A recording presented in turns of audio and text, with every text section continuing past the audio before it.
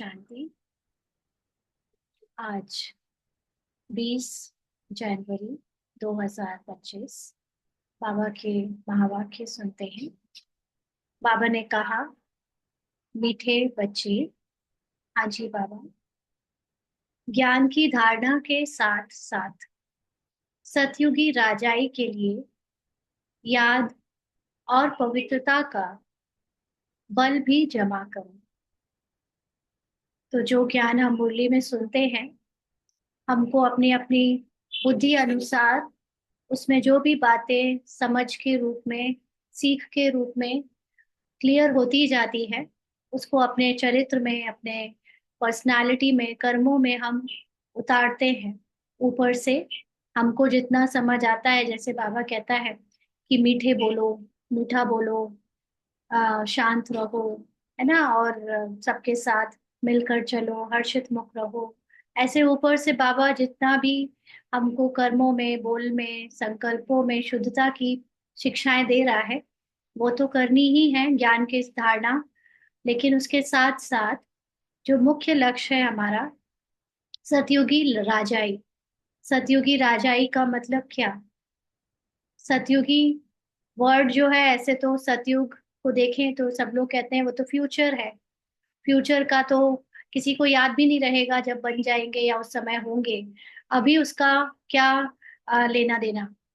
तो सतयुगी राजाई का सिर्फ फ्यूचर से लेना देना नहीं है, लेकिन सतयुगी राजाई का मतलब आपके अंदर जो ज्ञान और योग का बल, जिसको बाबा कहता है याद, अपनी आत्मिक स्मृति का, अपने सत्य का जो बल है, वो जितना ज्यादा याद और पवित्रता का बल बढ़ता जाएगा, उतना आपके अंदर अभी से सतयुगी श्रेष्ठ संस्कार इमर्ज होते जाएंगे।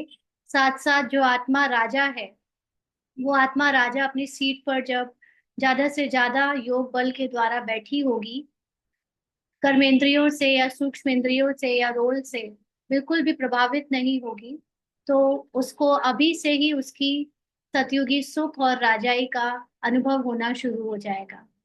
तो सिर्फ ऊपर से हमको मोरल वैल्यूज के तौर पे या चरित्र सुधार के रूप में कर्म को ही सिर्फ सुधारने की, ज्ञान की धारणा तक सीमित नहीं रखना है, लेकिन मुख्य बात है कि अपनी आत्मा अभिमानी स्थिति बनाते हुए राजाई यानी अपने आत्मा राजा को, स्वराज अधिकारी आत्मा को सदा जगाए रखना है, सत्य में स्थित रखना है मन को, और उसमें पवित्रता का बल भी जमा करो।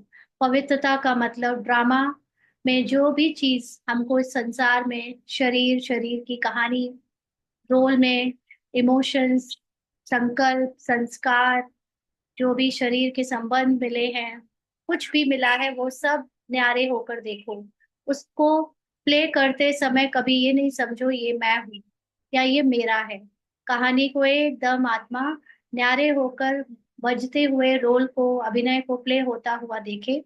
जितना ज्यादा वो न्यारी होती जाएगी, उतना सतयुगी राजाई का सुख अभी से मिलना शुरू हो जाएगा। आज दो प्रश्न है। पहला प्रश्न है, अभी तुम बच्चों के पुरुषार्थ का क्या लक्ष्य होना चाहिए? हम सब यहाँ रोज बाबा का ज्ञान इसलिए लेते हैं कि हमको बाबा से कुछ अपनी जो चल रही देह की, देहभान की समस्याएं हैं, ड्रामा की समस्याएं हैं, उससे कुछ हेल्प मिल सके। तो इस समय आत्म अभिमानी होने का जो पुरुषार्थ कर रहे हैं, उसमें बाबा ने कहा कि, पूछा है कि क्या लक्ष्य होना चाहिए। तो बाबा ने उत्तर दिया, सदा खुशी में रहना, बहुत बहुत मीठा बनना, सबको प्रेम से चलाना, यही तुम्हारे पुरुषार्थ का लक्ष्य हो। इसी से तुम सर्वगुण संपन्न, 16 कला संपूर्ण बनेंगे। तो बाबा जब ये कहता है कि तुम्हारे पुरुषार्थ का लक्ष्य बहुत खुशी में रहना, मीठा बनना और सबको प्रेम से चलाना होना चाहिए, तो हम अगर रोल के भाव से इसको सुनेंगे, तो हमको कई बार ऐसे अपने अंदर ग्लानि आएगी कि हर परिस्थिति में हर किसी के साथ तो खुशी से रह पाना या मीठा रह पाना या सबको प्रेम से चलाना हो ही नहीं पा रहा। तो शायद हम इस बात को अपने लिए एक कमजोरी के रूप में, ग्लानि के रूप में ले लें।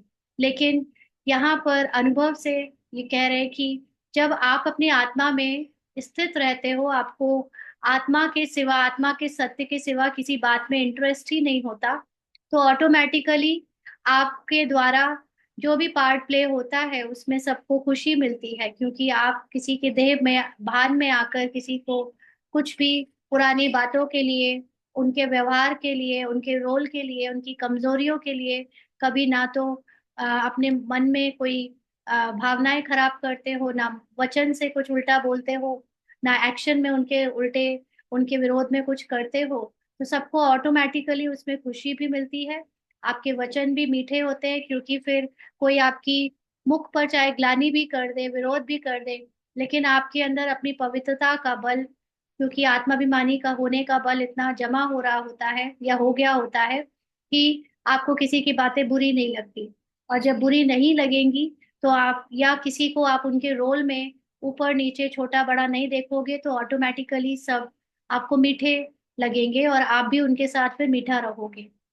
और इसी तरह से प्रेम के बारे में है कि जब सबकी सत्य को देखोगे तो ऑटोमेटिकली सबके साथ आपका प्रेम बढ़ता जाएगा। जो जैसा है उसको वैसे स्वीकार कर लेना, चाहे वो विरोधी है चाहे वो सहयोगी है, उसको वैसे ही स्वीकार करते हुए हम उसको रिगार्ड देंगे, अपने स्वमान में रहेंगे, तो सब हमारे साथ प्रेम से रहेंगे। तो अभी हम लोग, कई बार बाबा के बच्चे कहते हैं या उनके मन में प्रश्न उठता होगा कि पुरुषार्थ में ये बार बार कहा जाता है अपने को आत्मा समझ, बाबा को याद करो, वो तो ठीक है, लेकिन इससे होगा क्या, या अभी क्या समझे, क्या करना है, कैसे समझे कि हम कुछ कर रहे हैं। तो ये चेकिंग होगी हमारे अंदर कि जब परिस्थितियां आती हैं, चाहे लौकिक की चाहे अलौकिक परिवार की, कोई दूसरे लोगों के साथ जब आपका उठना बैठना, आप व्यवहार में आना होता है, तब आपकी जो इतने दिनों की बनाई हुई आत्माभिमानी स्थिति की प्रैक्टिस हो जाती है। मतलब उसका एग्जाम हो जाता है, परीक्षा हो जाती है, और आप चेक कर पाते हो कि पहले से अब कितना परिवर्तन आ चुका है आपके अंदर, दूसरों के प्रति भावनाओं में, प्रेम से चलने में। तो ऐसे करते करते करते हम लोग फाइनली 16 कला संपूर्ण, यानी हमारा रोल परमानेंट, हर कंडीशन में, हर परिस्थिति में सबके साथ एकदम सुखदाई हो जाएगा, सर्वगुण संपन्न 16 कला संपूर्ण हो जाएगा। दूसरा प्रश्न है, जिनके कर्म श्रेष्ठ हैं उनकी निशानी क्या होगी? कर्म श्रेष्ठ का मतलब जिनके कर्म आत्मा के अनुभव में होते हैं, जो अपने सत्य में स्थित होकर कर्म करते हैं, उनकी निशानी क्या होगी? तो बाबा ने उत्तर दिया, उनके द्वारा किसी को भी दुख नहीं पहुंचेगा। जैसे बाप दुख हरता सुख करता है, ऐसे श्रेष्ठ कर्म करने वाले भी दुख हरता सुख करता होंगे। तो हम अपनी चेकिंग कर सकते हैं कि हमारे कर्म श्रेष्ठ हमेशा रहते हैं, कभी कभी रहते हैं, या आ, अभी बहुत कम रहते हैं, है ना? इसलिए क्योंकि अगर हमारे रोल में दूसरों को दुख पहुंचता है, तो इसका मतलब कहीं ना कहीं हमारे अंदर आत्मा अभिमानी स्थिति से हम डाउन हो जाते हैं, देह के भान में आ जाते हैं, और फिर उससे जो भी हिसाब किताब का चुकतू होता है, उससे हम दूसरों को शायद उनके शरीर को देखकर, उनके रोल को देखकर दुख दे देते हैं। तो जैसे बाबा किसी हम बच्चों को पढ़ाता है, शिक्षाएं देता है, इतना प्यार देता है, लेकिन तब भी वो दुख हरता सुख करता है। कभी उसको ये नहीं कहेंगे कि बाबा की वजह से मुझे इस बात के लिए दुख मिला, क्योंकि वो हमको हर चीज चाहे जैसे करने देता है। बाबा की सबसे बड़ी विशेषता कि बाबा अपने बच्चों को कभी डांटता नहीं, कभी उनको उल्टा सीधा बोलता नहीं। बच्चे चाहे श्रीमत पर चले चाहे ना चले, बच्चे चाहे चरित्र सुधारे चाहे ना सुधारे, बच्चे चाहे बाबा की ग्लानि करे चाहे ना करे, बाबा कभी किसी के लिए कुछ भी नहीं बोलता, सबको एज इट इज स्वीकार करता है, क्योंकि वो जानता है कि हर बच्चा, हर एक एक्टर आत्मा रोल में जो कुछ भी कर रही है वो ड्रामा की फिक्स्ड स्क्रिप्ट के अनुसार कर रही है, और वो उनके सत्य को परम धाम की स्थिति में देखता है। इसलिए उसके द्वारा सदा ही सबको सुख मिलता है। तो जैसे बाबा को सदा स्मृति रहती है कि वो आत्मा है और सबको आत्मा के रूप में देखता है, तो उसके लिए दुख हरता सुख करता बोलते हैं। ऐसे हम भी अपने को देखें कि हमारे अंदर श्रेष्ठ कर्म वाले, दुख हरता सुख करता के समान कर्म और जो स्मृति है वो कितनी बनी है। गीत है छोड़ भी दे आकाश सिंहासन। ओम शांति। मीठे मीठे रूहानी बच्चों ने गीत सुना। यह मीठे मीठे रूहानी बच्चे किसने कहा? दोनों बाप ने कहा। निराकार ने भी कहा तो साकार ने भी कहा। इसलिए इनको कहा जाता है बाप व दादा। दादा है साकारी। अभी यह गीत तो भक्ति मार्ग के हैं। जो ये गाने बने हैं ये भक्ति में या तो कोई भजन के रूप में बनते हैं या बॉलीवुड में बनते हैं। तो ये भक्ति मार्ग के गाने हैं। बाबा कहते बच्चे जानते हैं बाप आया हुआ है और बाप ने सारी सृष्टि चक्र का ज्ञान बुद्धि में बैठाया। बाबा ने हमको सबसे बड़ी नॉलेज दी है, वो है ड्रामा की, जो ये ज्ञान कोई नहीं दे सकता।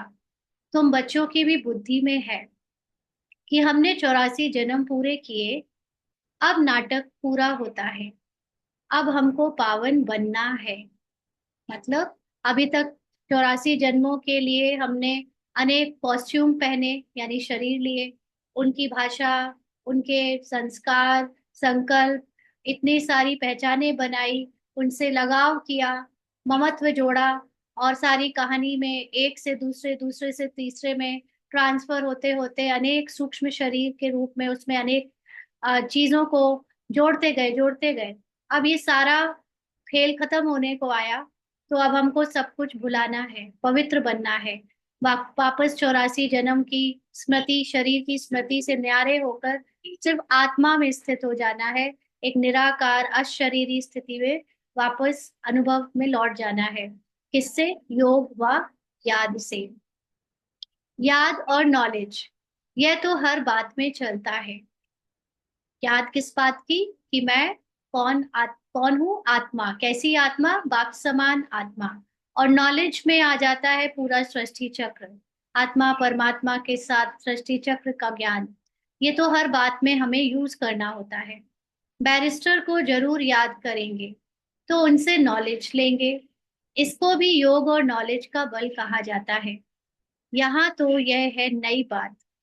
उस योग और ज्ञान से बल मिलता है हद का। जो हम लोग दूसरी चीजों की नॉलेज लेते हैं और उनका चिंतन करते हैं, वो तो सारे इस लिमिटेड माइंड और लिमिटेड वर्ल्ड का है। यहाँ इस योग और ज्ञान से बल मिलता है बेहद का। किसका? आत्मा का। बेहद माना आत्मा का, क्योंकि सर्वशक्तिवान अथॉरिटी है। देने वाला ये ज्ञान कौन है? स्वयं सर्वशक्तिवान परमात्मा। बाप कहते हैं मैं ज्ञान का सागर भी हूँ। तुम बच्चे अब सृष्टि चक्र को जान गए। मूल वतन, सूक्ष्म वतन सब याद है ना। मूल वतन हमारी फिजिकल बॉडी, सूक्ष्म वतन हमारा सूक्ष्म शरीर, माना मन बुद्धि संस्कारों में जो इमर्ज होता है, जो इस लाइट का ऑरा के रूप में हमारे अंदर एक जन्म से दूसरे जन्म ट्रांसफर होता है, वो सूक्ष्म शरीर, सूक्ष्म वतन। और फिर निराकारी आत्मा का तो फाइनल हम पुरुषार्थ ही कर रहे हैं। तो इस समय हमें सारा खेल पता चल गया, नॉलेज मिल गई। जो नॉलेज बाप में है वह भी मिली है, तो नॉलेज को भी धारण करना है। और राजाई के लिए बाप बच्चों को योग और पवित्रता भी सिखलाते हैं। तो नॉलेज को धारण करना माना नॉलेज को समझना। जितना जितना नॉलेज को समझेंगे उतना हमको ड्रामा को भी भुलाना है, न्यारे भी होना है, और साथ साथ आत्मा स्वराज, यानी अपने राजा की सीट पर बैठकर कर्मेंद्रियों को बजते हुए साक्षी होकर पार्ट प्ले होते हुए देखती रहे, ऐसा योग भी लगाना है। तुम पवित्र भी बनते हो, बाप से राजाई भी लेते हो। बाप अपने से भी ज्यादा मर्तबा देते हैं। इस समय हम पुरानी कट को उतार कर पवित्र भी बन रहे हैं, और साथ साथ अपनी आत्मा राजा की स्थिति में स्थित होकर पुराने स्वभाव संस्कार से विदाई लेकर नए स्वभाव संस्कार और सतयुगी राज्य को अपने अंदर ला रहे हैं। फिर वो बाहर तो अपने टाइम अनुसार आ ही जाएगा। बाप अपने से भी ज्यादा मर्तबा देते हैं। तुम 84 जन्म लेते लेते मर्तबा गवा देते हो। यह नॉलेज तुम बच्चों को अभी मिली है। ऊंच से ऊंच बनने की नॉलेज ऊंच से ऊंच बाप द्वारा मिलती है। बच्चे जानते हैं अभी हम जैसे कि बाप दादा के घर में बैठे हैं। यह दादा यानी ब्रह्मा माँ भी है। वह बाप तो अलग है, शरीर का बाप तो अलग है, बाकी यह माँ भी है। परंतु यह मेल का चोला होने के कारण फिर माता मुकर्रर की जाती है। यानी ब्रह्मा को माँ के रूप में और शिव को बाप के रूप में हमने अनेक जन्म भगवान को याद किया, तो माता पिता हम बालक तेरे। लेकिन क्योंकि ब्रह्मा का शरीर, अगर हम आत्मा को नहीं देखते शरीर दिखता है, तो ब्रह्मा का शरीर पुरुष का है, इसलिए बच्चे शुरू शुरू में जितने भी बाबा के पास यज्ञ में आए थे, तो दिखता तो शरीर का ही चोला है सबको। तो इसलिए वो ब्रह्मा पुरुष होने के कारण एक माता को भी मुकर्रर किया जिनको मम्मा कहा गया। तो बाबा कहते हैं इनको भी अडॉप्ट किया जाता है, यानी मम्मा को भी ब्रह्मा बाबा ने अडॉप्ट किया, शिव बाबा ने अडॉप्ट किया। उनसे फिर रचना हुई है। रचना भी है अडॉप्टेड, यानी जितने भी हम सब बच्चे ज्ञान से निकले अडॉप्टेड रचना है। बाप बच्चों को अडॉप्ट करते हैं वर्षा देने के लिए। ब्रह्मा को भी अडॉप्ट किया है। प्रवेश करना व अडॉप्ट करना बात एक ही है।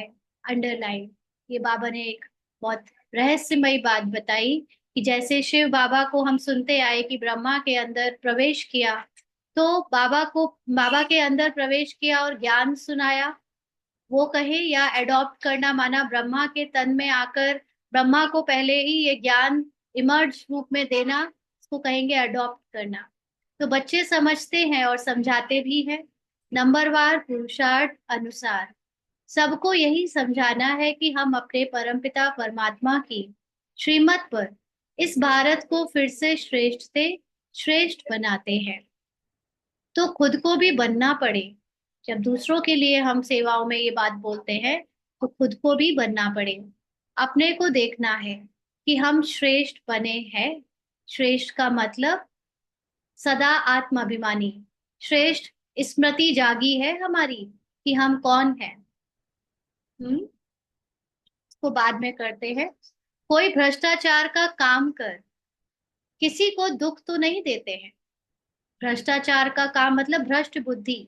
इस समय हम जो रावण की बुद्धि या लिमिटेड माइंड से अभी तक जो भी करते आए, वैसी स्थिति और स्मृति जगाकर दूसरों को रोल से देखकर उसमें व्यवहार में तो नहीं आते हैं। रोल देखना ही सबसे बड़ा दुख देना है। बाप कहते हैं मैं तो आया हूँ बच्चों को सुखी बनाने, तो तुमको भी सबको सुख देना है। बाप कभी किसी को दुख नहीं दे सकता। उनका नाम ही है दुख हरता सुख करता। बच्चों को अपनी जांच करनी है। मनसा वाचा कर्मणा हम किसी को दुख तो नहीं देते हैं ना। यहाँ पे अगेन सेम बात कि मनसा वाचा कर्मणा रोल में कभी हिसाब किताब वश आपके द्वारा दूसरों को कहे गए शब्द या एक्शंस या कर्म, वो तो हो सकता है कि कभी दुख दिए हो क्योंकि वो रोल ने दिए हैं। लेकिन कहीं मैंने अपनी पहचान तो उस रोल से नहीं बना ली कि ये मैंने किया, मैंने बोला, या मैं इसके लिए गिल्ट और ग्लानि करूं अपने अंदर, पश्चाताप में डूब जाऊं। क्योंकि जो आत्मा है वो जानती है कि मैं सदा पवित्र हूँ, मैं न्यारी हूँ। ड्रामा का रोल पहले से फिक्स्ड है। जो भी हिसाब किताब में होना है वो होता होकर ही रहता है। वैसे ही उस समय मन बुद्धि संस्कार एक्शन में आ जाते हैं। लेकिन मैं आत्मा ना मन हूँ ना बुद्धि हूँ ना संस्कार हूँ। तो इससे अपने को न्यारे करना, इसको कहेंगे अपनी जांच करनी कि मैंने कहीं मनसा वाचा कर्मणा किसी को दुख तो नहीं दिया, माना रोल को अपने या दूसरों के सत्य तो नहीं समझ लिया। शिव बाबा कभी किसी को दुख नहीं देते। शिव बाबा ऐसे देखो, शिव बाबा को हमेशा हम भगवान के रूप में देखें तो भगवान की कुछ बातें जब कहते हैं कि ये भगवान ने डिसाइड करी है, ये ड्रामा भगवान ने बनाया है या भगवान ने ऐसे कर लिया, तो मनुष्य फिर भगवान को दोष देता है कि भगवान ने मेरे बच्चे छीन लिए, भगवान ने मेरा ऐसा कर दिया, तो दुख दिया। फिर एक तरह से ये वो भगवान के ऊपर दोषारोपण कर समझता है कि दुख दिया भगवान ने हमें, वो तो सबको दे सकता है, वो चाहे सुख दे चाहे दुख दे, ऐसा बोलते हैं। लेकिन भगवान किसी को दुख नहीं देते। माना भगवान कभी भी किसी भी रोल में किसी को कुछ भी मिल रहा हो, दुख सुख, बाबा उससे अपनी पहचान नहीं बनाता। बाबा उसमें कभी भी डूबता नहीं, इंटरफेयर नहीं करता, वो न्यारे होकर सबका खेल देखता है। इसलिए इसको बाबा को कहेंगे शिव बाबा, कभी किसी को दुख नहीं देता। ऐसे ही हम भी चेक करें कि हम ऐसा हमारे रोल में जो भी है मुझसे न्यारे हैं या नहीं। अभी ये पुरुषार्थ के टाइम की बात हो रही है ना। एक बार हम कंप्लीट सोल कॉन्शियस बन जाएंगे तो हमारे रोल के हिसाब किताब भी ऑलमोस्ट चुकतू हो जाएंगे। फिर हमारे रोल में भी किसी के लिए कोई उल्टा सीधा कर्म या वचन या मनसा में कोई भाव नहीं आएगा। बाप कहते हैं, मैं कल्प कल्प तुम बच्चों को यह बेहद की कहानी सुनाता हूँ। अब तुम्हारी बुद्धि में है कि हम अपने घर जाएंगे, फिर नई दुनिया में आएंगे। अब की पढ़ाई अनुसार अंत में तुम ट्रांसफर हो जाएंगे, वापस घर जाकर फिर नंबरवार पार्ट बजाने आएंगे। तो इस समय हमको याद बाबा दिला रहा है कि तुम्हारा रोल अब 5,000 साल का तमो प्रधान स्टेज का खत्म होने को आया। तो अब तुम ये पढ़ाई करके अपनी वापस साइलेंस की स्थिति में लौट जाओगे, न्यारे हो जाओगे, पवित्र बन जाओगे, और फिर जैसे तुम्हारा रोल हर कल्प में बजा है वैसे फिर से नंबरवार बजाने वापस लौट आओगे। माना फिर से शुरू हो जाएगा रोल, कैसेट फिर से प्ले होने लगेगी। तो यह राजधानी स्थापन हो रही है। इस समय जितने भी सतयुग त्रेता युग में आने वाले देवी देवता या जो भी पार्ट में है राजधानी में, उन सबको फिर से नंबरवार उनकी स्क्रिप्ट अनुसार जगाकर तैयार किया जा रहा है। बच्चे जानते हैं अभी जो पुरुषार्थ करेंगे वही पुरुषार्थ तुम्हारा कल्प कल्प का सिद्ध होगा। पहले पहले तो सभी को बुद्धि में बैठाना चाहिए कि रचता और रचना के आदि मध्य अंत की नॉलेज को बाप के सिवाय कोई नहीं जानते हैं। ये सबसे बड़ी बात है। जो ये पूरा ड्रामा है, खेल है, उसमें परमात्मा, आत्मा और ये सृष्टि चक्र यानी ड्रामा, इसका ज्ञान एक परमात्मा के सिवाय कोई नहीं जानता। ये हमको एक निश्चय होना चाहिए। जो ज्ञान हमें मिला है वो कहीं और कोई बता ही नहीं सकता। ऊंच से ऊंच बाप का नाम ही गुम कर दिया है। त्रिमूर्ति नाम तो है, त्रिमूर्ति रास्ता भी है, त्रिमूर्ति हाउस भी है। त्रिमूर्ति कहा जाता है ब्रह्मा विष्णु शंकर को, है ना। ये ऐसे कई सारी निशानियां हैं। किसी शहर में त्रिमूर्ति हाउस है, त्रिमूर्ति रास्ता नाम दिया हुआ है। तो ये निशानी है ब्रह्मा विष्णु शंकर की। इन तीनों का रचयिता जो शिव बाबा है, उस मूल का नाम ही गुम कर दिया है। उन्होंने क्या, हम लोगों ने पहले क्या समझा, शंकर और शिव एक ही हैं, इसलिए ब्रह्मा विष्णु शंकर या ब्रह्मा विष्णु शिव कह देते थे। बट अभी तुम बच्चे जानते हो ऊंचते ऊंच है शिव बाबा, फिर है त्रिमूर्ति। बाप से हम बच्चे ये वर्षा लेते हैं। बाप की नॉलेज और वर्षा, ये दोनों स्मृति में रहे तो सदैव हर्षित रहेंगे। बाप की याद में रहे, फिर तुम किसी को भी ज्ञान का तीर लगाएंगे तो अच्छा असर होगा। तो बाप की याद में रहने का मतलब अपनी आत्मा की सत्य में स्थित होकर उसको भी आत्मा के रूप में देखेंगे, उसके रोल को उससे न्यारे होकर बिना किसी प्रभाव में आए उसे ज्ञान बताएंगे, उसे जगाएंगे तो अच्छा असर होगा, तीर लगेगा, उसमें शक्ति आती जाएगी। याद की यात्रा से ही शक्ति मिलती है। अभी शक्ति गुम हो गई है क्योंकि आत्मा पतित तमो प्रधान हो गई है। अब मूल फिक्रात यह रखनी है कि हम तमो प्रधान से सतो प्रधान बने। मन मनाभव का अर्थ भी यह है। तो वैसे तो पार्ट ड्रामा ये जो चक्र है वो तो जैसे घड़ी को कोई नहीं रोक सकता, चक्र तो चलता ही रहेगा। तो सतो प्रधान टाइम आना है, वो चक्र अनुसार आ ही जाएगा। बट अभी हमारा पार्ट ब्राह्मण का चल रहा है, उसमें हमें तमो प्रधान स्मृति और स्थिति से अपने को चेंज करके सतो प्रधान बनाना है। तो ये फिक्रात यानी इस बात की हमको चलते फिरते जागते उठते बैठते खाते चिंता रहनी चाहिए, यानी इसका चिंतन चलना चाहिए। मन मनाभव का अर्थ भी यह है ना, ये हर समय हम सतो प्रधान स्थिति में रहे, चेक करते रहे मेरे अंदर किसी बात का भय तो नहीं आ रहा, मेरे अंदर कोई फीलिंग इमोशन या कोई भी नेगेटिव संकल्प या पुराने संस्कार, इन सब का प्रभाव मुझ आत्मा के सत्य को हिला तो नहीं रहा, मेरी खुशी छीन तो नहीं रहा, मेरी शांति को भंग तो नहीं कर रहा। मतलब क्योंकि जो शांति भंग होती है वो तो मन की शांति है, जो शांति हमेशा रहती है वो आत्मा की शांति है। तो अगर शांति भंग हुई है मतलब इस मन को अभी अनेक ऐसी बातें आ रही है जिसमें मैं अपने सत्य से दूर हूँ। इसलिए अपने सत्य आत्मा को याद करने से मुझे वो अविनाशी शांति का अनुभव होने लगता है। तो ये सब चीजें करना मन मनाभव है। बाबा ने कहा, ये किसने कहा मुझे याद करो तो वर्षा मिलेगा? नई दुनिया स्थापन करने वाला कोई श्री कृष्ण तो नहीं है, वह प्रिंस है। यह तो गाया हुआ है, ब्रह्मा द्वारा स्थापना। अब करण करावन हार कौन भूल गए हैं, उनके लिए सर्वव्यापी कह देते हैं। कहते हैं ब्रह्मा विष्णु शंकर आदि सब में वही है। अब इसको कहा जाता है अज्ञान। बाप कहते हैं, तुमको पांच विकारों रूपी रावण ने कितना बेसमझ बनाया है। पांच विकार मतलब देह भान में आने के बाद इस जितनी भी बातों से हमने इस पहचाने बनाई वो सब एकदम बेसमझी की है। तुम जानते हो बरोबर हम भी पहले ऐसे थे। हाँ, पहले उत्तम से उत्तम भी हम ही थे।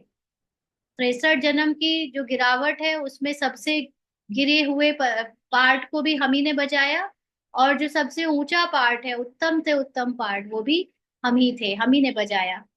अभी बाबा कहते नीचे गिरते महान पतित बने। शास्त्रों में दिखाया है राम भगवान ने बंदर सेना ली, तो यह भी ठीक है। राम भगवान यानी इस वक्त परमात्मा राम और हम मनुष्य के रूप में बंदर, तो बाबा ने हमको सिलेक्ट किया, अपनी सेना बनाई। तुम जानते हो हम बरोबर बंदर मिसल थे। अभी महसूसता आती है यह है ही भ्रष्टाचारी दुनिया। एक दो को गाली देते कांटा लगाते रहते हैं। यह है कांटों का जंगल। माना दुख देते हैं, शरीर के रोल में फंसकर एक दूसरे के लिए उल्टा सीधा सोचते हैं, बोलते हैं, करते हैं। तो ये भ्रष्टाचारी दुनिया है। वह है फूलों का बगीचा, जहाँ पे सिर्फ आत्मा आत्मा को देखती, इसलिए सबका रिगार्ड करती है। जंगल बहुत बड़ा होता है, गार्डन बहुत छोटा होता है। गार्डन बड़ा नहीं होता ना, इसीलिए पूरा विश्व 800 करोड़ आत्माओं से ज्यादा इतना बड़ा, और बाबा के बच्चे एक गार्डन के जैसे छोटे से मतलब एक हिस्सा है इस पूरे विश्व का। बच्चे समझते हैं बरोबर इस समय एक बड़ा भारी कांटों का जंगल है। पूरा विश्व अभी कैसा है? देहभान में डूबा हुआ कांटों का जंगल। सतयुग में फूलों का बगीचा कितना छोटा होगा, कितने कम पार्ट होंगे, रोल होंगे। यह बातें तुम बच्चों में भी नंबरवार पुरुषार्थ अनुसार समझते हैं। जिनमें ज्ञान और योग नहीं है, सर्विस में तत्पर नहीं है, तो फिर अंदर में इतनी खुशी भी नहीं रहती। जिनके अंदर ज्ञान का चिंतन नहीं चलता, आत्मा का अनुभव या आत्मा के सत्य में स्थित होने का टेंशन नहीं रहता, या औरों को ज्ञान सुनाने की, अपने सत्य की मनसा सेवा की सेवाएं आदि नहीं करते, वो इतने खुश नहीं रहते। भले ही बाबा के बन जाते हैं, बाबा बाबा कहते हैं, लेकिन वो खुशी जो इस ज्ञान योग और सेवा से मिलती है वो उन्हें नहीं मिलती। दान करने से मनुष्यों को खुशी होती है, समझते हैं इसने आगे जन्म में दान पुण्य किया है, तब अच्छा जन्म मिला है। कोई भक्त होते हैं, समझेंगे हम भक्त अच्छे अच्छे भक्त के घर में जाकर जन्म लेंगे, अच्छे कर्मों का फल भी अच्छा मिलता है। बाप बैठ कर्म अकर्म और विकर्म की गति बच्चों को समझाते हैं। तो कर्म माना जो हम लोग अभी कर रहे हैं, अपने को आत्मा समझकर जो भी कर्म कर रहे हैं उससे हमारे सतयुग की प्रारब्ध बनेगी। सतयुग में जो कर्म होंगे उसका कोई फल नहीं बनता, क्योंकि आत्माभिमानी स्थिति में फल नहीं होता, वो सिर्फ प्रारब्ध है, इसलिए अकर्म होंगे। और देहभान में 63 जन्म से हमने जो कुछ किया वो सब विकर्म था। तो ये सब बातें बाबा ने समझाई। दुनिया इन बातों को नहीं जानती। तुम बच्चे हो अभी रावण राज्य होने के तुम जानते हो अभी रावण राज्य होने के कारण मनुष्यों के कर्म सब विकर्म बन जाते हैं। सब दान पुण्य भी जो करते हैं ना, तो वो किसी के लिए कुछ भी कर रहे हैं, दान पुण्य कर रहे हैं, काइंड हो रहे हैं, वो भी क्यों हो रहे हैं? क्योंकि उसको गरीब, उसको लाचार, उसको आ, नीडी समझकर, अपने को रिच, अपने को ज्यादा ऊंचा समझकर, रोल के अनुसार हम अपने अहंकार के कारण या अभिमान के कारण, या हम कुछ किसी के लिए कर रहे हैं, कर्ता बनकर जब किसी के लिए करते हैं तो ये सब विकर्म हो जाते हैं। क्योंकि ड्रामा अनुसार स्क्रिप्ट में सब कुछ ऑटोमेटिक हो रहा है, और उस होने का अगर मैं क्रेडिट खुद को दे दूं तो फिर क्या कहेंगे उसे? विकर्म ही कहेंगे ना। तो बाबा कहते हैं पतित तो बनना ही है। 5 विकारों की सब में प्रवेशता है। भले दान पुण्य आदि करते हैं, अल्प काल के लिए उसका फल मिल जाता है, फिर भी पाप तो करते ही हैं। रावण राज्य में जो भी लेन देन होती है वह है ही पाप की। देवताओं के आगे कितना स्वच्छता से भोग लगाते हैं, स्वच्छ बनकर आते हैं, परंतु जानते कुछ भी नहीं। शरीर की स्वच्छता है ना, बाहर की स्वच्छता का ध्यान रखते हैं, बट जो मेन स्वच्छता है ड्रामा की पहचानों से न्यारे होने की, उसके बारे में कुछ नहीं जानते। बेहद के बाप की भी कितनी ग्लानि कर दी है। वह समझते हैं कि यह हम महिमा करते हैं कि ईश्वर सर्वव्यापी है, सर्वशक्तिवान है, परंतु बाप कहते हैं यह तो इन्हों की उल्टी मत है।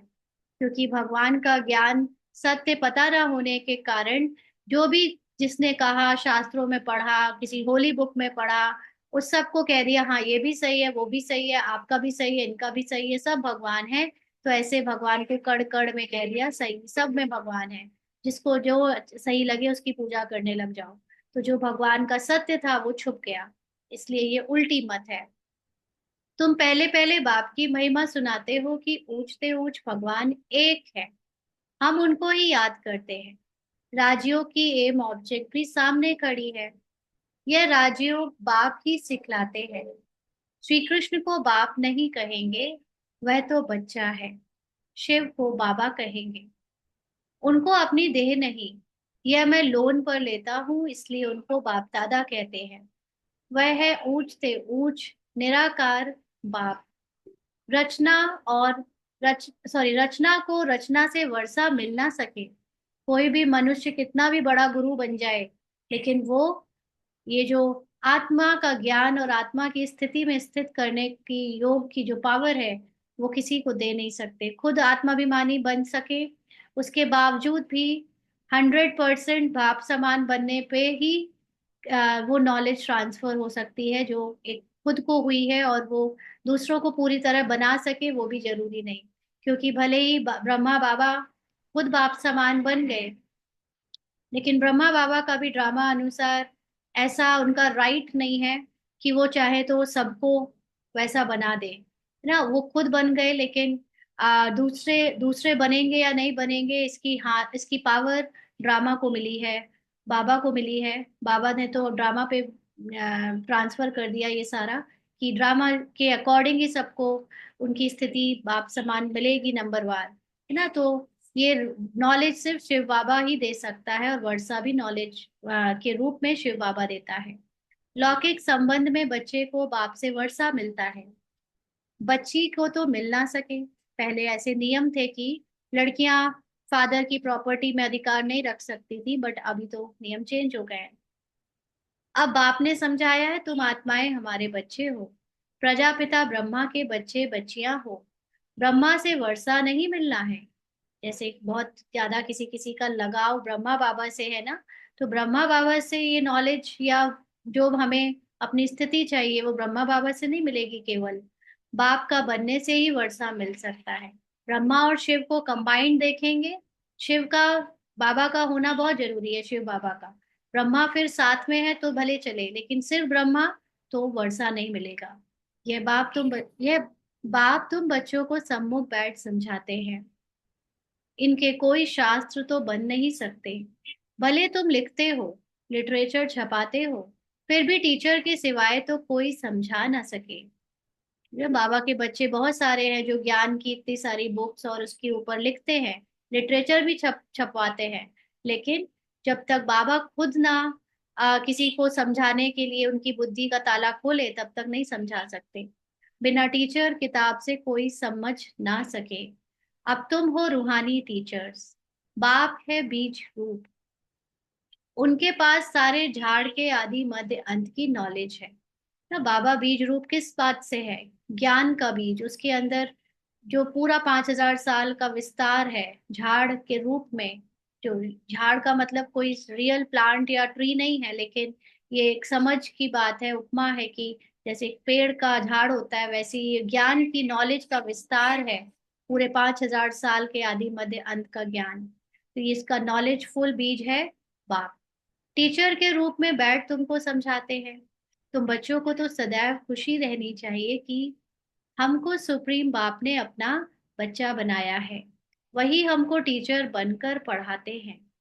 सच्चा सदगुरु भी है, साथ में ले जाते हैं। सर्व का सदगति दाता एक है, ऊंच से ऊंच बाप ही है जो भारत को हर 5,000 वर्ष के बाद वर्षा देते हैं। उनकी शिव जयंती मनाते हैं। वास्तव में शिव के साथ त्रिमूर्ति भी होना चाहिए। तुम त्रिमूर्ति शिव जयंती मनाते हो, सिर्फ शिव जयंती मनाने से तो कोई बात सिद्ध होगी नहीं। बाप आते हैं और ब्रह्मा का जन्म होता है, तो त्रिमूर्ति में ब्रह्मा विष्णु शंकर है। ब्रह्मा विष्णु शिव नहीं है, ये बताना बहुत इंपॉर्टेंट है। ब्रह्मा विष्णु और शंकर, और इन तीनों से अपने अपने कर्तव्य करवाने के लिए इन तीनों का जो सबसे ऊंची जो सत्ता है वो शिव है ना। इसीलिए शिव जयंती में ये त्रिमूर्ति वर्ड जब यूज करें तो त्रिमूर्ति शिव जयंती बताएं। सिर्फ शिव जयंती बताएंगे तो लोग शंकर और शिव को फिर मिक्स कर देंगे। तो बाबा कहते हैं कि ब्रह्मा का बाबा जब आते यानी जब शिव परमात्मा का अवतरण होता है, तभी से ब्रह्मा की शुरुआत होती है। बच्चे बने, ब्राह्मण बने, और एम ऑब्जेक्ट सामने खड़ी है ना। ब्राह्मण है पुरुषार्थी, नॉलेजफुल स्टूडेंट लाइफ। तो पहले बच्चे बने, फिर स्टूडेंट बने, और उसके बाद फिर हमारा जो लक्ष्य है, वो लक्ष्य क्या है, डेस्टिनेशन क्या है, वो लक्ष्मी नारायण या बाप समान वो सामने दिखता है। तो बाप खुद आकर स्थापना करते हैं। एम ऑब्जेक्ट भी बिल्कुल क्लियर है। सिर्फ श्री कृष्ण का नाम डालने से सारी गीता का महत्व चला गया है। यह भी ड्रामा में नूंद है। यह भूल फिर भी होने वाली ही है। जो भी ये भूल, भले ही भूल कह रहे हैं, बट ड्रामा में ये भूल भी बनी बनाई है, ये होना ही है कि सब फिर से भगवान को भूल कर कृष्ण को भगवान के रूप में मानेंगे, और फिर भक्ति में अंधश्रद्धा आगे चल पड़ेगी। खेल ही सारा ज्ञान और भक्ति का है। बाप कहते हैं, लाडले बच्चे, सुखधाम शांति धाम को याद करो। अल्फ और बे कितना सहज है। तुम किसी से भी पूछो मन मनाभव का अर्थ क्या है। देखो क्या कहते हैं, बोलो भगवान किसी को किसको कहा जाए? ऊंचते ऊंच भगवान है ना, उनको सर्वव्यापी थोड़े ही कहेंगे, वह तो सबका बाप है। तो अभी त्रिमूर्ति शिव जयंती आती है, तुमको त्रिमूर्ति शिव का चित्र निकालना चाहिए। ऊंचते ऊंच है शिव, फिर सूक्ष्म वतन वासी ब्रह्मा विष्णु और शंकर। ऊंचते ऊंच है शिव बाबा, यानी हाईएस्ट कॉन्शियसनेस जो है। क्योंकि ब्रह्मा फिजिकल रोल है, विष्णु भी फिजिकल रोल में लक्ष्मी नारायण का ही स्वरूप है, या ब्रह्मा की जब सबसे ऊंची अवस्था जिसमें वो विनर हो जाते हैं, जिसमें वो जीत जाते हैं माया को, तब वो विष्णु स्वरूप है, वो भी फिजिकल रोल में ही दिखाया है। और शंकर तो है ही पुरानी स्मृति से पुरानी चीजों को भुलाने वाला वैरागी का पार्ट। लेकिन ये तीनों ही हाईएस्ट कॉन्शियसनेस नहीं है। हाईएस्ट कॉन्शियसनेस तो शिव बाबा है, क्योंकि रोल में आकर कुछ ना कुछ कॉन्शियसनेस में कमी तो आ ही जाती है। तो बाबा कहते वह भारत को स्वर्ग बनाते हैं। उनकी जयंती तुम क्यों नहीं बनाते हो? जरूर भारत को वर्षा दिया था, उनका राज्य था। इसमें तो तुमको आर्य समाजी भी मदद देंगे, क्योंकि वह भी शिव को मानते हैं। तुम अपना झंडा चढ़ाओ, एक तरफ त्रिमूर्ति गोला, दूसरे तरफ झाड़। तुम्हारा झंडा वास्तव में यह होना चाहिए। बन तो सकता है ना, झंडा चढ़ा दो तो सब देखें। अभी तो झंडे का डिजाइन कुछ और है, सारी समझानी इसमें है। कल्प वृक्ष और ड्रामा, इनमें तो बिल्कुल क्लियर है। सबको मालूम पड़ जाएगा कि हमारा धर्म फिर कब होगा। आप ही अपना अपना हिसाब निकालेंगे। सबको इस चक्र और झाड़ पर समझाना है ना। जैसे कोई अ, ऐसे कोई शॉर्टकट न्यूमरोलॉजी या कोई ऐप या कोई गेम बना देता है ना, तो उसमें फिर सबके पास वो गेम जब फॉरवर्ड होता है तो सब लोग अपनी अपनी डेट ऑफ बर्थ या अपना जो भी वो जिस बेस पर वो गेम बना होता है वो निकाल निकाल कर उसमें देखते रहते हैं कि कितना मेरे लिए क्या बताया जा रहा है, क्या फोरकास्ट है या क्या मेरी लक्षण है, क्या उससे मुझे अपने बारे में पता चलेगा। तो सब अपना खुद चेक करते रहेंगे। तो बाबा कहते हैं ऐसे ही सारे झंडे बना दो, तो सब खुद ही चेक करेंगे कि हम इस धर्म के हैं तो हम कब आए होंगे, हम हमारा कब कितना समय हो गया संसार में पुनर्जन्म लेते लेते। तो बाबा कहते हैं इतना समय वह आत्माएं कहाँ रहती हैं। जब क्राइस्ट अगर 2000 साल पहले आया तो उसके पहले क्राइस्ट।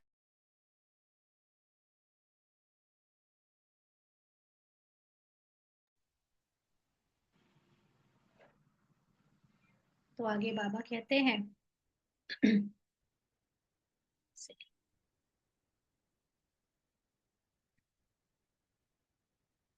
कि जब क्राइस्ट 2000 साल पहले आया तो उसके पहले वो सब आत्माएं कहाँ रहती हैं। तो जरूर कहेंगे निराकारी दुनिया में है। हम आत्माएं रूप बदल कर यहाँ आकर साकार बनते हैं।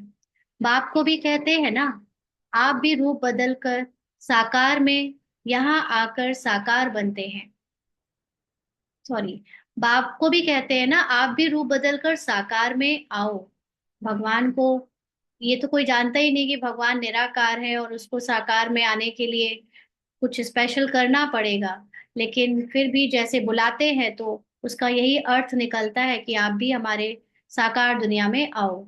आएंगे तो यही ना, सूक्ष्म वतन में तो नहीं आएंगे। माना जैसे शरीर से भी परे एक सूक्ष्म शरीर होता है, उस रूप में आकर तो बाबा सूक्ष्म शरीरों को नहीं पढ़ाएगा। आएगा पढ़ाएगा, पूरा पार्ट तो खेल तो सारा ड्रामा का इस साकार दुनिया में ही चलता है। तो जैसे हम रूप बदल कर पार्ट बजाते हैं, आप भी आओ फिर से आकर राजयोग सिखलाओ। राजयोग है ही भारत को स्वर्ग बनाने का। यह तो बड़ी सहज बातें हैं। बच्चों को शौक चाहिए, धारणा कर औरों को करानी चाहिए। उसके लिए लिखा पढ़ी करनी चाहिए। पाप भारत को आकर हेवन बनाते हैं। कहते भी हैं बरोबर क्राइस्ट से 3000 वर्ष पहले भारत पैराडाइज था। इसलिए त्रिमूर्ति शिव का चित्र सबको भेज देना चाहिए। त्रिमूर्ति शिव की स्टैम्प बनानी चाहिए। इन स्टैम्प बनाने वालों की भी डिपार्टमेंट होगी। बाबा ने तब ये भविष्यवाणी की थी। अभी तो डिपार्टमेंट बन चुकी है ना। बाबा के घर में हर चीज की डिपार्टमेंट है अब। दिल्ली में तो बहुत पढ़े लिखे हैं, यह काम कर सकते हैं। तुम्हारी कैपिटल भी दिल्ली होनी है। सतयुग की कैपिटल दिल्ली ही होगी। पहले दिल्ली को परिस्तान कहते थे, अब तो कब्रिस्तान है। तो यह सब बातें बच्चों की बुद्धि में आनी चाहिए। अभी 1 मिनट के लिए सभी अशरीरी होकर बाबा को याद करेंगे।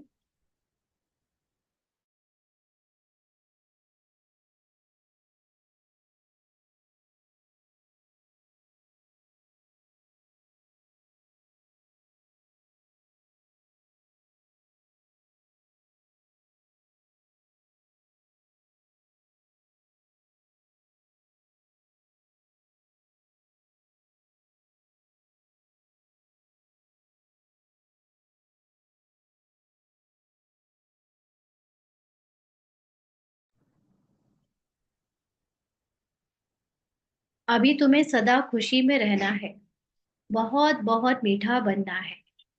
कुछ भी होता रहे ड्रामा में, ड्रामा की कहानी में जो भी हो रहा है, याद रखना ये सिर्फ एक्टिंग हो रही है। ये सब खेल हो रहा है, कुछ भी सच नहीं है। और अपनी आत्मा के सत्य में स्थित रहेंगे तो दूसरों की एक्टिंग में कोई कितना भी क्रोध करे, विरोध करे, उल्टा सीधा बोल जाए, उसमें तुरंत बिंदु लग जाएगा, फुल स्टॉप लग जाएगा। क्योंकि वो सब एक्टिंग हुई और एक्टिंग को कभी सीरियसली नहीं लिया जाता है ना। जो चीज कहानी पिक्चर सीरियल बनते हैं उसको जैसे देखा, एंजॉय किया, खत्म। तो इसके बाद उसका हमारे ऊपर जब प्रभाव नहीं रहेगा तो हम ऑटोमेटिकली सबसे मीठे होकर रहेंगे। सबको प्रेम से चलाना है। सर्वगुण संपन्न 16 कला संपूर्ण बनने का पुरुषार्थ करना है। और ये पुरुषार्थ हमें तब तक करना है जब तक 100% हमारे अंदर आत्माभिमानी स्थिति नहीं बन जाती। तभी हमारे अंदर से जो कड़वाहट है, जो रोल के प्रति कभी कभी गिरावट हो जाती है या कभी ऊपर नीचे हो जाता है, वो पूरी तरह से खत्म हो जाएगा। तब तक पुरुषार्थ करते रहना है और उसके बाद हम ऑटोमेटिकली 16 कला संपूर्ण सर्वगुण संपन्न हो जाएंगे। तुम्हारे पुरुषार्थ का यही लक्ष्य है, परंतु अभी तक कोई बना नहीं है। बाबा ये भी बता रहा है कि अभी तक कोई 16 कला संपूर्ण बना नहीं है। अभी तुम्हारी चढ़ती कला होती जाती है, धीरे धीरे चढ़ते हो ना। यानी 100% हिसाब किताब खत्म होकर किसी ने अपनी पूरी आत्माभिमानी निरंतर बना ली हो, ऐसा अभी तक हुआ नहीं है। धीरे धीरे चढ़ते हो ना। तो बाबा हर प्रकार से शिव जयंती पर सेवा करने का इशारा देते रहते हैं, जिससे मनुष्य समझेंगे कि बरोबर इन्हों की नॉलेज तो बड़ी है। मनुष्यों को समझाने में कितनी मेहनत लगती है। मेहनत बगैर राजधानी थोड़ी स्थापन होगी, है ना। वैसे तो संसार में जो लोग दूसरों की हुकूमत पर राज्य करते हैं तो उनको कभी पावर से कभी क्रोध से छीनते हैं, उसमें कितनी मेहनत करते हैं। तो यहाँ भी सतयुग वैसे तो बना बनाया आना है ड्रामा अनुसार, लेकिन बाबा पार्ट में हमसे भी करवा के दिखाएगा कि तुमने भी मेहनत करी अपने आत्मा को जानने में, उसकी स्थिति को बनाने में, तब तुम ये सतयुग लाए हो, तो ये राजधानी स्थापित हुई है। तो इसलिए ये पूरा ड्रामा 5,000 साल में जो ब्राह्मण जीवन बचा है, जिसमें स्टूडेंट लाइफ है, उसमें हम चढ़ते हैं, गिरते हैं, फिर चढ़ते हैं। बच्चों को भी कोई ना कोई तूफान आता है। जब तक हिसाब किताब बचा है पुराना, वो तूफान आता रहेगा। मूल बात है ही याद की। हिसाब किताब का मतलब क्या होता है? हिसाब किताब का मतलब जितना हमारे अंदर अभी देह भान देह अभिमान रह गया है, ड्रामा से लगाव और अटैचमेंट रह गई है, वो बातें तूफान के रूप में अभी हमको गिराएंगी। तो मूल बात है याद की। लेकिन कुछ भी होता रहे, मुझे अपने आत्मा के सत्य को, साक्षी दृष्टा की स्थिति को नहीं भूलना है। याद से ही सतो प्रधान बनना है। नॉलेज तो सहज है ना, ज्ञान समझना आसान है, बट मेन बात अपनी आत्मा के सत्य में स्थित रहना, ये सबसे इम्पोर्टेंट है। बच्चों को बहुत मीठे से मीठा बनना है। एम ऑब्जेक्ट तो सामने खड़ी है, यह यानी लक्ष्मी नारायण कितने मीठे हैं। इन्हों को देख कितनी खुशी होती है। हम स्टूडेंट की यह एम ऑब्जेक्ट है। तो लक्ष्मी नारायण इतने मीठे क्यों हैं? क्योंकि लक्ष्मी नारायण ऐसे ही चिंतन चलता है कि लक्ष्मी नारायण जिस समय के हैं, उस समय तो कोई भी उनको गाली देने वाला या उनका विरोध करने वाला या उनको कुछ भी उल्टा सीधा कहने वाला होगा ही नहीं। तो जब किसी के भी सामने कोई ऐसा होगा ही नहीं, तो मीठा होना बहुत आसान है ना। लेकिन लक्ष्मी नारायण का जो रोल है वो अपने आप ड्रामा में तो जब आएगा सो आएगा, बट अभी आत्माभिमानी स्थिति से हम जितना जितना ऊंचे होते जाएंगे, ड्रामा से न्यारे होते जाएंगे, हम भी मीठे होते जाएंगे।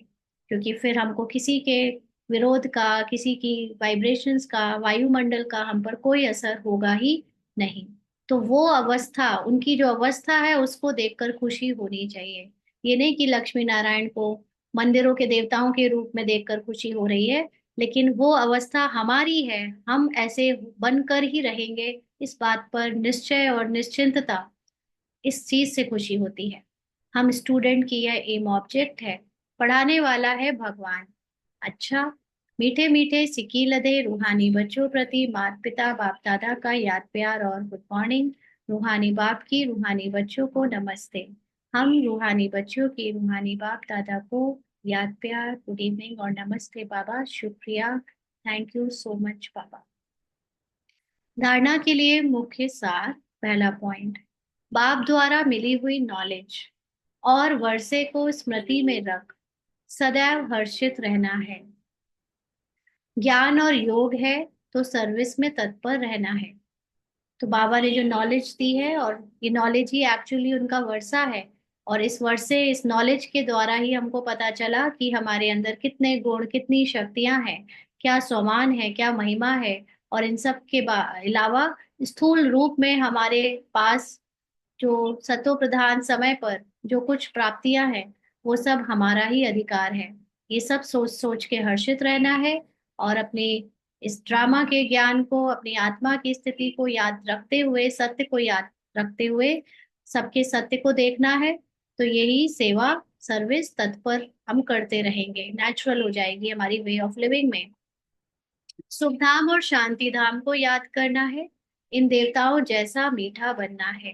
तो इस समय एज अ स्टूडेंट हमको अपनी हाईएस्ट कॉन्शियसनेस साइलेंस में बार बार टिकना, माना सुख धाम को याद करना, और दैवी गुण हमारे अंदर आते जा रहे हैं, या हमारा दैवी गुण ही हमारी सत्यता है, इसको याद करना, माना सॉरी, जो पहले बताया था साइलेंस में स्टिक होना वो है शांति धाम, और जो अपने दैवी गुणों में स्टिक रहना कि ये मेरा सत्य है, बाकी सारा तमो प्रधान रजो पार्ट मेरा मन बुद्धि संस्कार का झूठ है, उससे न्यारे होकर रहना, तो वो है हमारा सुख धाम।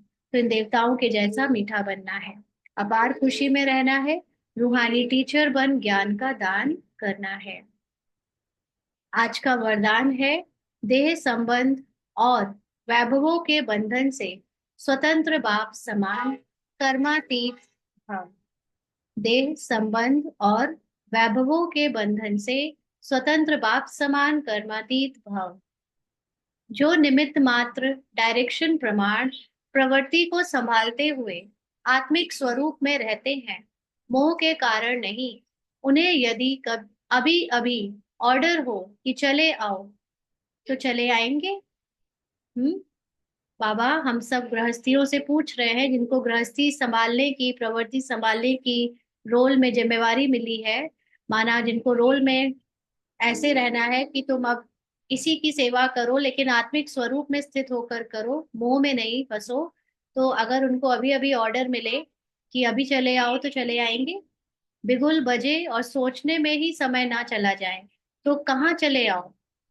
कभी सोचा है बाबा ने, अगर इसको स्थूल रूप से सुनेंगे तो सोचेंगे कि शायद बाबा मधुबन बुलाएगा या सेंटर बुलाएगा, है ना। लेकिन जब इसको हम सूक्ष्म लेवल पे सुनते हैं तो समझ आता है कि अगर अभी अभी ऑर्डर हो कि मैं अभी अशरीरी होकर देह की सारी अटैचमेंट से फ्री हो जाऊं, तो हो जाएंगे तुरंत। कि सोचने में समय चला जाएगा, तब कहेंगे नष्टो मोहा। जो तुरंत हो जाएगा, एकदम डिटैच, सारे रोल की भावनाओं से, इमोशन से, संकल्प संस्कारों से, स्मृतियों से एकदम डिटैच, एक सेकंड में हो जाएगा, तब कहेंगे नष्टो मोहा। इसलिए सदैव अपने को चेक करना है कि देह का, संबंध का, वैभवों का बंधन अपनी ओर खींचता तो नहीं है। क्योंकि देह मतलब देह के जितने भी संबंधी मिले हैं, या खुद की देह मिली है, उसका कोई बीमारी या उसका कोई लगाव याद आ गया, या वैभवों का बंधन, माना ये घर सुविधा साधन, इन सब की कोई बात याद आ गई, तो ये सब आपको आत्मा के सत्य में, साइलेंस में टिकने नहीं देगा। तो जहां बंधन होगा वहां आकर्षण होगी। जहां जहां हमने अपने रग, इंटरेस्ट या पसंद नापसंद बना रखी है, वो चीज हमेशा खींचेगी। लेकिन जो स्वतंत्र हैं, वे बाप समान कर्मातीत स्थिति के समीप हैं।